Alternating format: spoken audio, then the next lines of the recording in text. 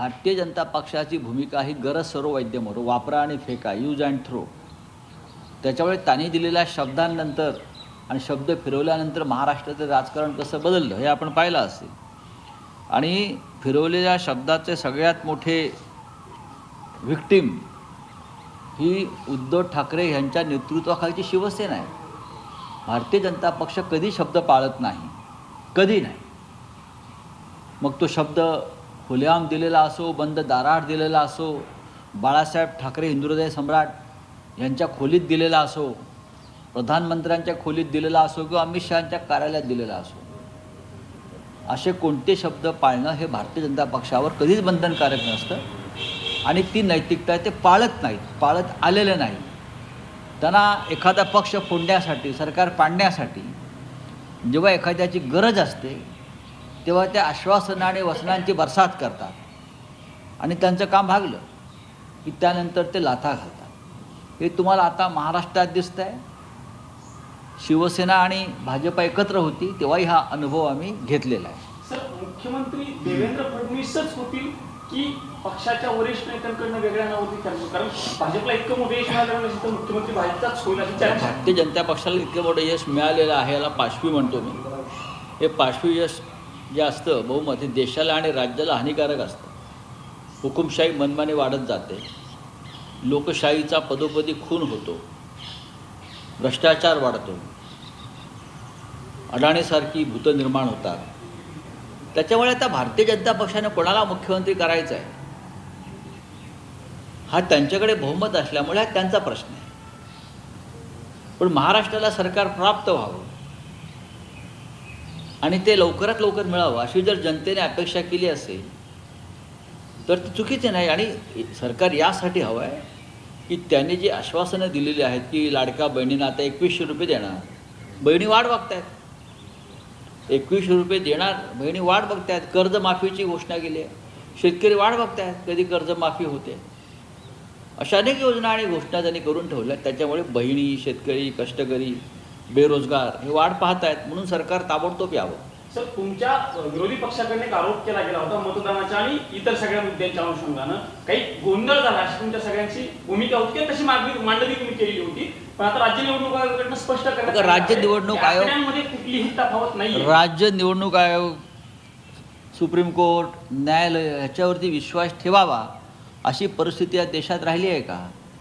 ज्या देशामध्ये गौतम अडाणीच्या भ्रष्टाचारावर बोलताना विरोधी पक्षाचा माईक बंद केला जातो, ज्या देशाच्या सरन्यायाधीशांच्या घरी देशाचे प्रधानमंत्री जाऊन मोदक खातात गोडगोड, ज्या देशामध्ये न्यायालय दबावाखाली वावरली जातात, निवडणूक आयोग हा स्वतंत्र राहिलेला नाही. त्या निवडणूक आयोगाच्या निवेदनावर आपण काय विश्वास ठेवायचा? आम्ही डोळ्याने पाहिलं आहे, आम्ही अनुभवलेलं आहे, आम्ही फील्डवरती होतो. निवडणूक मी कालच एक माझ्या एक्स माध्यमावरती एक ट्विट केलं आहे. महाराष्ट्रातल्या एका विधानसेवा क्षेत्रामध्ये गुंडांच्या टोळ्या कशा प्रकारे मतदारांना रोखत होत्या दहशतीच्या माध्यमातून, त्याच्यावरती निवडणूक आयोगाचं काय म्हणणं आहे? हे राज्यात ठिकठिकाणी झालेलं आहे. यंत्रणेचा गैरवापर हा राज्यात इतक्या ठिकाणी झाला आहे आणि त्याच्यामुळे मतदानावरती प्रभाव पडलेला आहे. आणि इलेक्शन कमिशनला वारंवार निदर्शनास आणूनसुद्धा बंद पडलेला EVM, बिघडलेला EVMमधले घोटाळे, बटन दाबायचे आणि VVPAT दुसरा जातो आहे हे दाखवूनसुद्धा हे जे निवडणूक आयोगाचे जे मालक आहेत ते आपलीच भूमिका रेटत असतील तर या देशातल्या लोकशाहीवरती अंत्यसंस्कार पूर्ण झालेले आहेत. तुम्ही आता न्यायालयाचा विषय काढला. काल धनंजय चंद्रचूड यांनी एका वृत्तसंस्थेला मुलाखत दिली आणि त्यांनी असं म्हटलं की न्यायालय ही विरोधी पक्षाची भूमिका बजावत नसतात. मग न्यायालय ही काय सरकारची भूमिका, भ्रष्टाचारांची भूमिका बजावतात का? चंद्रचूड हे विद्वान आहेत, कायद्याचे अभ्यासक आहेत, देशाच्या सरन्यायाधीशपदी पोचलेली ती व्यक्ती आहे. आम्ही त्यांचा आदर करतो, मला त्याच्याविषयी काही म्हणायचं नाही. पण विरोधी पक्षाची भूमिका बजावा असं त्यांना कोणी सांगितलं? त्यांना काही समजतं का? ते मोठे कायदेपंडित आहेत. न्याय द्या, निकाल द्या एवढंच आमचं म्हणणं होतं ना. आम्ही दुसरं काय सांगितलं? तुम्ही जो असेल तो निकाल द्या.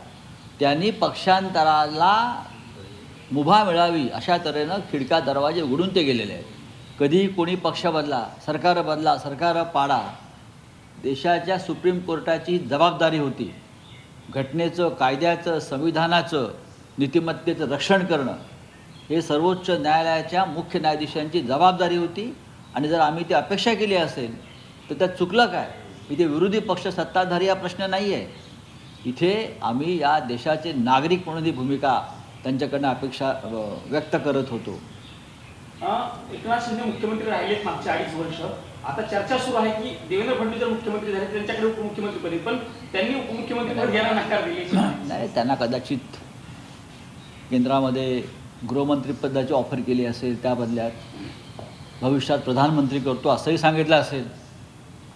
भारतीय जनता पक्ष कोणती आश्वासनं देऊ शकतं, पण 140 जागा ज्या पक्षाकडे आहेत, साधारणतः मुख्यमंत्री त्यांचाच होतो आणि मुख्यमंत्री भारतीय जनता पक्षाचा होईल याच्याविषयी माझ्या मनात तरी शंका नाही. आज संसदेचं अधिवेशन सुरू आहे. तुम्ही सगळे विरोधी पक्षांची बैठक देखील 10 वाजता आहे पार्लमेंटमध्ये. ईव्हीएमच्या मुद्द्यावरनं विरोधक आक्रमक असल्याचं बघायला मिळालं. काल आपण पाहिलं असेल की संविधान दिनानिमित्त काँग्रेसची जी रॅली झाली, त्यात खरगे साहेब असतील, आमचे राष्ट्रीय काँग्रेसचे अध्यक्ष, किंवा राहुलजी असतील, आम्ही सगळे असू, प्रत्येकाची मागणी आहे. काल सर्वोच्च न्यायालयानं सांगितलेलं आहे, हे मी जे म्हणतोय की आमचा राग का आहे की तुम्ही जिंकल्यावर, सर्वोच्च न्यायालय म्हणते तुम्ही जिंकल्यावर ईव्हीएमची तक्रार करत नाही, हरल्या करता. हे चुकीचं आहे. गेल्या 10 वर्षातला ट्रॅक रेकॉर्ड पहा.